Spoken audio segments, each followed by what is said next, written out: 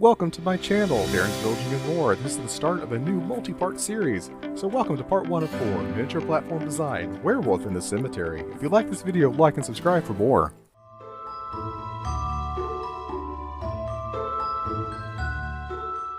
Previously on my channel, I have done a couple of videos on this particular piece by Department 56 called the Halloween Full Moon, a repair and then a re-envisioning video, but I didn't have a use for this piece in my village this year. As I had mentioned in a previous video, I am a member of a Facebook group called the Halloween Village Displayers and Creators, and each month there is a new challenge. This month the challenge is to show that a small display can be awesome too. Create a display no larger than 1 foot by 1 foot or smaller. Whatever items must be used in this space. This got me to thinking, I have a lot of spare parts, so let's go ahead and take a look at what I have going on here. This is what I'm envisioning, and this is going to be the rough layout that I plan on doing. Let's get started with this tabletop platform with the Design Elements layout.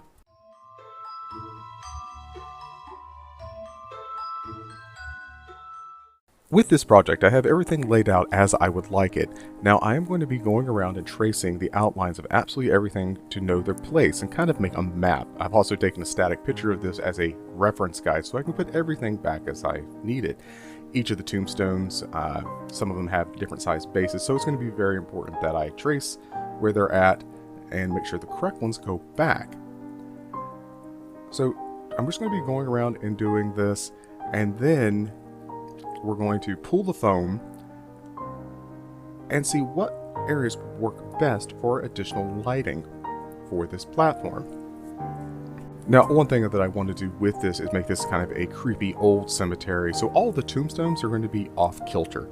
So when I draw out their outlines, I'll be carving them out eventually with an Exacto knife with a spade blade and kind of an angle, and I'll be not cutting it actually very well, to be perfectly honest. I want the cuts to be rough, and the reason being is that friction is going to hold the tombstones in place, even though I'll probably use a dab of hot glue as well.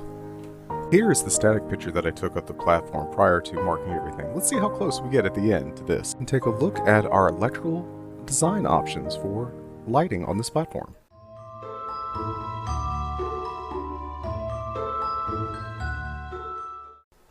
Because the Halloween full moon figure is running on a 3-volt system, I'm going to keep the entire platform at 3 volts. So I'm going to do some uplighting for that particular figure. So I will have these 2 lights here where I just marked these X's. Now I'm going to need something down with the tombstones down below, so one behind the tombstone shining over should be enough. Maybe another one over onto the side. We'll see. I was thinking maybe something in the front, but I don't want a bare LED exposed in the front. They should be all hidden. And of course I'm going to do something in the very back to light that corner up. I was debating on this to actually put another light into the cemetery up in the front, either in the front corner or behind another tombstone. So the idea seems like it would be good, but at the same time having a bare LED exposed would be bad. So yeah, so right here I just marked one. I don't think I'm actually going to do that, but we are going to need one up top. So here is the ultimate layout that I came up with, and pardon my very sloppy and poor handwriting. I'm going to put some marks on the screen so you can see what I'm doing. Starting on the left, we're going to have a breathing white LED, warm white LED, followed by another breathing warm white LED just down below. And these will be focused on the werewolf figure itself. There will also be one green flickering LED behind the tombstones down below, a orange LED that'll go up top, that'll be a flickering, and then a blue flickering in the very back corner. Now that all the LED positions are marked, the next steps will be to secure the 2 pieces of foam together and carve out the holes for our tombstones.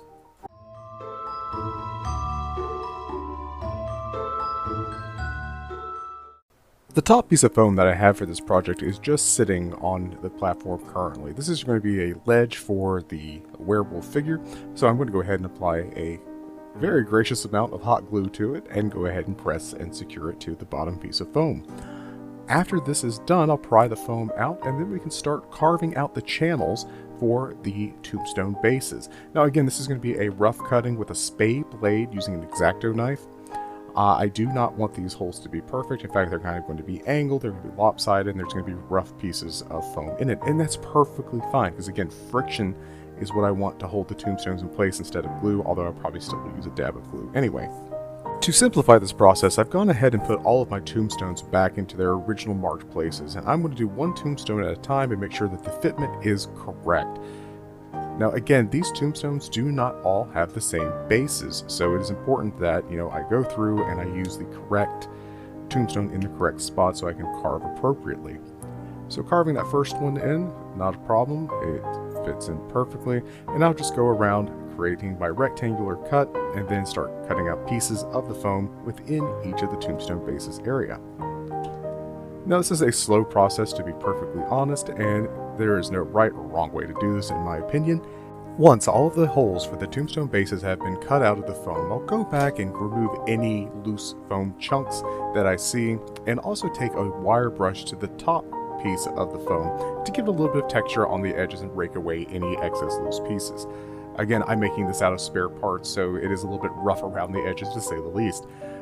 After this is done, we can move on to the next part in the series of painting the platform and applying moss. Thank you for watching Darren's Villaging and More presents part 1 of 4 miniature platform design for Werewolf in the Cemetery. If you like this video, like and subscribe for more, and stay tuned for part 2 of 4, painting and applying moss to the platform.